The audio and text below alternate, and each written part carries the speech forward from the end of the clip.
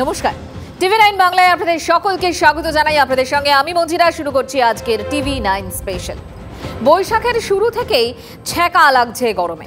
বাংলা জ্বলছে, বাংলা পুড়ছে, বিন্দুমাত্র রেহাই নেই। দিনে দহন, রাতেও জ্বলন। সারাদিনের কাজ ছেড়ে একটু যে নিশ্চিন্তে ঘুমোবেন তার জো নেই, কারণ সর্বনিম্ন তাপমাত্রাতেও রেকর্ড, বিশেষ করে উপকূল আর উপকূল লাগোয়া জেলায়। দেখা যাচ্ছে যে পুরুলিয়া, বীরভূমের চেয়েও রাতে বেশি গরম কোথায়? আমাদের কলকাতায়। দায়ী কি শুধুই প্রকৃতি, নাকি ম্যানমেড? গরমের চক্রব্যূহ কি আমরাই তৈরি করছি? প্রশ্ন উঠছে। দিনে তাপপ্রবাহ, পারদ উঠছে তো উঠছেই, রাতেও রেহাই নেই। গুমোট রাত, ঘুমের সর্বনাশ। মঙ্গলবার 43 ডিগ্রি সেলসিয়াস ছুঁয়ে সর্বোচ্চ তাপমাত্রায় এপ্রিলের 70 বছরের রেকর্ড ভেঙেছে কলকাতা। নজির সর্বনিম্ন তাপমাত্রাতেও। মঙ্গলবার আলিপুরের সর্বনিম্ন তাপমাত্রা ছিল 29.7 ডিগ্রি সেলসিয়াস। এপ্রিলে কলকাতায় একমাত্র 1987 সালেই রাতে এমন গরম পড়েছিল। মের পয়লা দিনে কলকাতার সর্বনিম্ন তাপমাত্রা বেড়ে হয়েছে 30 ডিগ্রি। মঙ্গলবার দমদমের সর্বনিম্ন তাপমাত্রা ছিল 30.4 ডিগ্রি সেলসিয়াস। এপ্রিলে দমদমে রাতে এত গরম আগে কখনো পড়েনি। দেখা যাচ্ছে রাতে পশ্চিমাঞ্চলের চেয়েও কলকাতায় বেশি গরম। মঙ্গলবার পুরুলিয়া, বাঁকুড়া সর্বনিম্ন তাপমাত্রা ছিল 25 ডিগ্রির ঘরে। তপ্ত রারবঙ্গের চেয়েও কলকাতার রাত বেশি উষ্ণ, তাও 1 ডিগ্রি নয়, 4-5 ডিগ্রি বেশি গরম। কেন? উপকূল ও উপকূল লাগোয়া জেলায় সন্ধ্যের পর মেঘ ঢুকছে। রাতের আকাশে মেঘ, তাই দিনের তাপ পুরোপুরি বেরোতে পারছে না। শুকনো বাতাসের চেয়ে জলীয় বাষ্পের তাপ ধরে রাখার ক্ষমতা বেশি, ফলে রাতের তাপমাত্রা দ্রুত কমতে পারছে না। এ তো গেল প্রাকৃতিক কারণ। এবার ম্যানমেড কারণে নজর রাখা যাক। অপরিকল্পিত নগরায়ন, কংক্রিটের জঙ্গলে পরিণত শহর। কংক্রিট তাপ শুষে রাখে, ফলে তাপমাত্রা দ্রুত কমতে পারে না। শহরাঞ্চলে বায়ু চলাচলের সুযোগ কম, এসি থেকে বেরোনো তাপও থেকে যাচ্ছে আশেপাশেই। এখানেই প্রশ্নটা উঠছে, রেহাই দিচ্ছে কি এসি, নাকি উল্টে বাড়িয়ে দিচ্ছে গরমের ডিগ্রি? কি ভাবছেন এসির মেলা লেগেছে? ঠিক তাই, বেশিরভাগ হাইরাইজ বিল্ডিংয়ের এখন ঠিক এটাই ছবি। গরমের হামলা থেকে বাঁচতে একের পর এক এসিতে ঘর তো ঠান্ডা হয়ে যাচ্ছে, কিন্তু বাইরে, এসির বাইরে কোনো দিন দাঁড়িয়ে দেখেছেন গরম হাওয়া? আর এই গরম হাওয়া সেটা তো আমার আপনার আশপাশেই থেকে যাচ্ছে। রাতের বেলাও এই গরম হাওয়া, এই তাপ খুব একটা বেরোতে পারছে না, ফলে শহরগুলো হয়ে উঠছে এক একটা হিট আইল্যান্ড, দহন দ্বীপ। এ তো গেল স্থানীয় সমস্যা। দুনিয়া জোড়া সমস্যার বোঝা আরও বড়। ওয়ার্ল্ড ইকোনমিক ফোরাম বলছে গরমের হাত থেকে বাঁচতে সবাই যেভাবে এসি কিনছেন, তাতে 2050 নাগাদ অন্তত 450 কোটি এসি থাকবে পৃথিবীতে। এবং এই এসি যত ব্যবহার বাড়বে, এসির মধ্যে কি থাকে? হাইড্রোফ্লুরোকার্বন। এর ব্যবহার যত বাড়বে, গ্রিন হাউস গ্যাস তত বাড়বে। যত বেশি এসি, তত বেশি গ্রিন হাউস গ্যাস এবং তত বেশি তাপমাত্রা বৃদ্ধি। ওয়ার্ল্ড ইকোনমিক ফোরাম বলছে 2050 নাগাদ পৃথিবীর গড় তাপমাত্রা 0.5 ডিগ্রি সেলসিয়াস বাড়িয়ে দিতে পারে এই এসির ব্যবহার। বুঝতে পারছেন একটু ঠান্ডা কিনতে গিয়ে কোন গরমের চক্রব্যূহে আমরা ঢুকে পড়ছি? আরবান হিট আইল্যান্ড, শহরের দহনদ্বীপ হয়ে ওঠা কি কোনোভাবেই আটকানো সম্ভব, নাকি পয়েন্ট অফ নো রিটার্নে পৌঁছে গিয়েছে কলকাতা?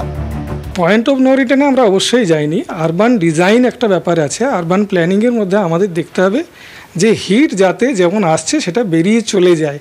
তার জন্য যেভাবে রাস্তাঘাটের প্ল্যানিং করতে হবে, বিল্ডিং প্ল্যানিং করতে হবে, বিল্ডিং মেটেরিয়ালের প্ল্যানিং করতে হবে, তার সঙ্গে অবশ্যই জল এবং জঙ্গল, জলাশয় তৈরি করা এবং জঙ্গল তৈরি করা, এছাড়া কিন্তু আমাদের বাঁচবার উপায় নেই। আর যদি সেগুলো করতে না পারি, তাহলে অবশ্যই পয়েন্ট অফ নো রিটার্নে আমরা চলে যাব।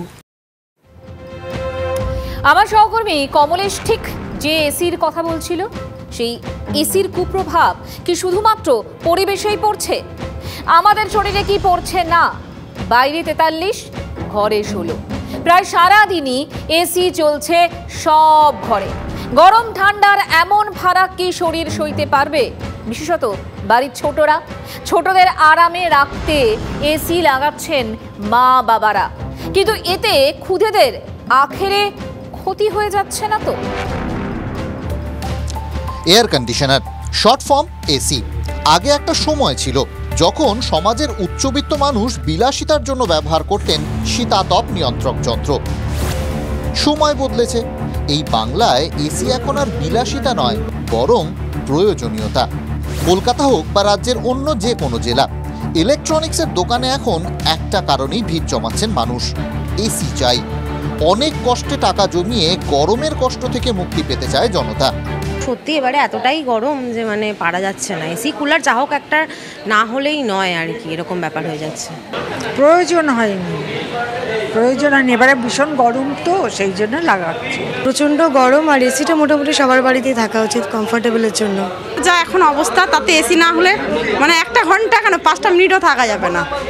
রাত্রে ঘুম উড়ে গেছে প্রথমত, দ্বিতীয়ত হচ্ছে বাচ্চা পড়াশোনা করতে পারছে না, মানে কিছু হচ্ছে না, আরও ভালো মানুষ অসুস্থ হয়ে যাচ্ছে। চাহিদা এতটাই যে যোগান দিয়ে সামাল দিতে পারছেন না ব্যবসায়ীরা।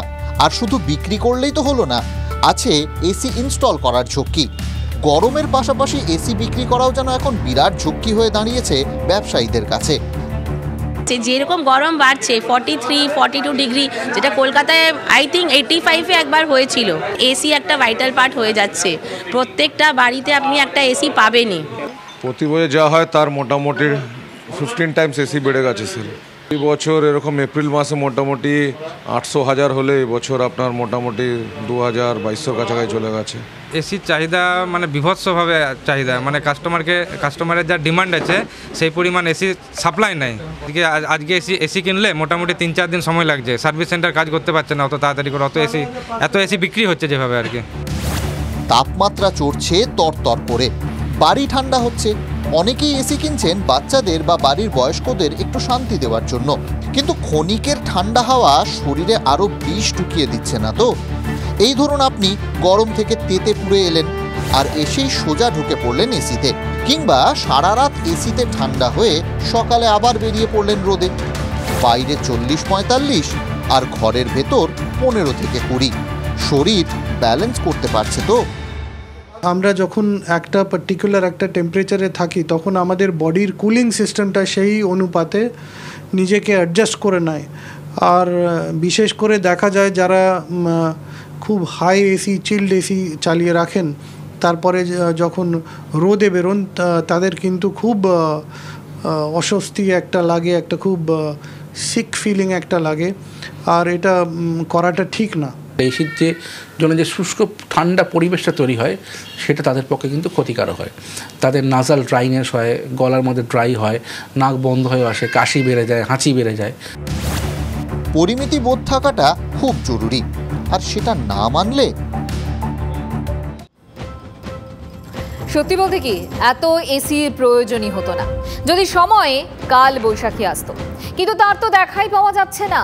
ঝড় বৃষ্টির কাল পেরিয়ে যাচ্ছে, বাংলার ভাড়ার একেবারেই শূন্য। কেন গায়েব কাল বৈশাখী? চৈত্র বৈশাখে গরম পড়বে, এর মধ্যে অস্বাভাবিক কিছু নেই, কিন্তু টানা কিছুদিন গরম পড়ার পর কাল বৈশাখী আসবে, বৃষ্টি হবে, এটাই চৈত্র এবং বৈশাখের একেবারে চেনা চরিত্র। কিন্তু এবছর সেই চরিত্র মিসিং, বলা যায় চরিত্রহীন বৈশাখ। কলকাতার উদাহরণ দেওয়া যাক। এপ্রিলে অন্তত 2টো কালবৈশাখী পাওয়ার কথা আলিপুরের, জোটেনি একটিও। এপ্রিলে আলিপুরে 55 মিলিমিটার বৃষ্টি হওয়ার কথা, এবার হয়েছে মাত্র 0.5 মিলিমিটার। দক্ষিণবঙ্গের অন্যত্র ছবিটা মোটামুটি একই রকম। কেন এমন হলো? মার্চে নিয়মিত ঝড় বৃষ্টি পেয়েছিল দক্ষিণবঙ্গ, এপ্রিলে বঞ্চনা কেন? পয়লা কারণ, সূর্যের উত্তরায়ণের জন্য পশ্চিমী ঝঞ্ঝা অনেকটা উত্তর অক্ষাংশ হয়ে সরে যাচ্ছে, ফলে জম্মু কাশ্মীর, হিমাচলে বৃষ্টি বাদলা তুষারপাত হলেও দক্ষিণবঙ্গের বরাত খুলছে না। এপ্রিলে অবশ্য এটাই দস্তুর, এই সময় সহায় হয়ে ওঠে বঙ্গোপসাগর। কিন্তু বঙ্গোপসাগরে উচ্চচাপ বলয় নেই, বঙ্গোপসাগরে কোনো সিস্টেম নেই, বঙ্গোপসাগর অনেক বেশি শান্ত। বঙ্গোপসাগরে এই অঞ্চলটাতে একটা উচ্চচাপ বলয় থাকার কথা, যে উচ্চচাপ বলয় থাকলে বঙ্গোপসাগর থেকে জলীয় বাষ্প ঢুকে আসে দক্ষিণবঙ্গের ভেতরে, এবং সেই জলীয় বাষ্প ঢোকার পর ঝাড়খণ্ডের দিকে একটা নিম্নচাপ অক্ষরেখা থাকে এই সময়, যে নিম্নচাপ অক্ষরেখা ওই জলীয় বাষ্পকে একটা নির্দিষ্ট উচ্চতা পর্যন্ত তুলে দেয়। যেহেতু নিম্নচাপ অক্ষরেখা নেই, ফলে মইয়ের অভাবে জলীয় বাষ্পটা ওই উচ্চতায় উঠতে পারছে না। ফলে কালবৈশাখীর জন্য যে বজ্রগর্ভ মেঘ, সেই মেঘ নেই। মেঘ না থাকায় আকাশ একদম খটখটে পরিষ্কার, রোদের তেজ অনেক বেশি, সকালটাই উধাও হয়ে গেছে, রাতের পরেই যেন দুপুর। উল্টে এমন অবস্থা, বায়ুমণ্ডলের ওপরের স্তর থেকে নিচের স্তরে গরম হাওয়া নেমে আসছে। একে রোদের তেজ, সঙ্গে পড়শি রাজ্যের হলকা, সঙ্গে ওপর থেকেও গরম হাওয়া নামছে, যাকে বলে ত্রহস্পর্শ। এদের ঠেলায় ঠাইনারা ঘূর্ণাবর্ত। ঝাড়খণ্ডের উপর ঘূর্ণাবর্ত থাকলেও এই জলীয় বাষ্প ঢুকে আসা এবং জলীয় বাষ্প থেকে বজ্রগর্ভ মেঘ সৃষ্টি হওয়ার প্রসেসটা চলতে থাকে। কিন্তু এখন এই রাজ্যগুলো থেকে আমাদের উত্তর পশ্চিম দিক থেকে যে গরম হাওয়ার তার যে গতি রয়েছে, ফলে এই ঘূর্ণাবর্তটা উত্তর বাংলাদেশে রয়েছে। এই ঘূর্ণাবর্তটা কিছুতেই আমাদের এদিকে আসতে পারছে না, এবং এই ঘূর্ণাবর্তের টানে জলীয় বাষ্প আমাদের উত্তর পূর্ব ভারত এবং বাংলাদেশের উত্তর অংশে এখানে গিয়ে পৌঁছচ্ছে। এবং এখানে আমরা নিয়মিত দেখছি আমাদের উত্তর পূর্ব ভারত এবং উত্তরবঙ্গের কিছু জেলা এবং বাংলাদেশের উত্তর অংশ, এই অংশটাতে বৃষ্টি হচ্ছে। এখানে একেবারেই মেঘমুক্ত আকাশ। এগুলো স্থানীয় কারণ। অনেক দূর থেকেও কলকাঠি নাড়ছে এল নিনো। প্রশান্ত মহাসাগরের উষ্ণ জলতল। চলতি শতাব্দীতে যতবারই এপ্রিলের গরম লাগাম ছাড়া হয়েছে, ততবারই এল নিনোর উপস্থিতি ছিল প্রশান্ত মহাসাগরে। 2009, 2014, 2016, 2023 আর এবার 2024। শুধু ভারত নয়, ইন্দো প্যাসিফিক রিজিয়ন জুড়েই তাপপ্রবাহের তেজ। স্প্যানিশ এল নিনোর অর্থ ছোট্ট ছেলে। খুদের কেরামতি মানেই অশেষ দুর্গতি। আরও একবার প্রমাণ হয়ে গেল। তার মানে কি দাঁড়ালো? বৃষ্টি নেই, ঝড় নেই, শুধুই গরম আর গরম। এতটাই যে উষ্ণতায় দেশে ফার্স্ট বয় বাংলার একটা এলাকা। একদিন দুদিন নয়, টানা 4 দিন। হটস্পট কলাইকুণ্ডা। কলকাতা 42 ডিগ্রিতে নাকাল হচ্ছে। ভাবতে পারছেন কলাইকুণ্ডার মানুষের কি অবস্থা? কি বলছে দেশের হটেস্ট এলাকা? গত শুক্রবার দেশের উষ্ণতম বাংলার কলাইকুণ্ডা, তাপমাত্রা 44.7। শনিবার আবারও 1 নম্বর কলাইকুণ্ডা, তাপমাত্রা 45.8। সোমবার আবার 1 নম্বর, 45.4। মঙ্গলবারও দেশের উষ্ণতম বাংলার কলাইকুণ্ডা, 47.2 ডিগ্রি সেলসিয়াস।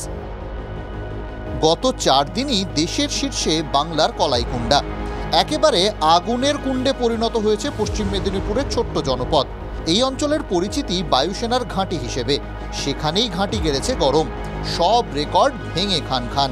প্রতিবারই গরম পড়ে, কিন্তু এবার সব কিছুকে ছাপিয়ে যাচ্ছে উষ্ণতা। আমি 40 ডিগ্রি 41 ডিগ্রি টেম্পারেচারও রাস্তায় ঘুরেছি, মোটরসাইকেলে করে ঘুরেছি, কাজ করেছি, কিন্তু এই ধরনের অসহনীয় তাপমাত্রা এই ধরনের কোনো দিন আমি আমার লাইফে দেখিনি। কলাইকুণ্ডা থেকে আরম্ভ করে পানাগড় থেকে আরম্ভ করে গোটা চারিদিকে একই রকম চলছে, এবং মেদিনীপুর শহরেও একই রকম চলছে, একই রকম হাওয়া একবারে।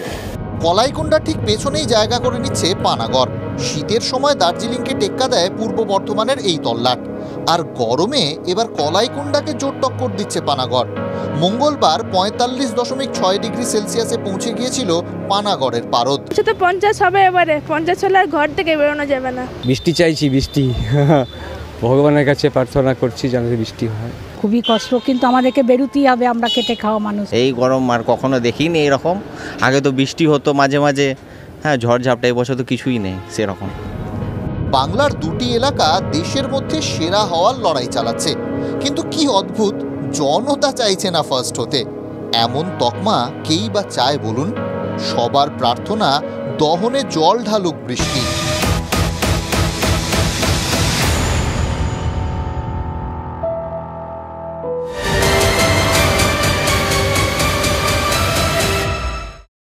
আর এবার একটা অবশ্যই গুরুত্বপূর্ণ খবর। আগামীকাল মাধ্যমিকের রেজাল্ট দেখুন TV9 বাংলার ওয়েবসাইটে। চলে আসুন www.tv9bangla.com-এ।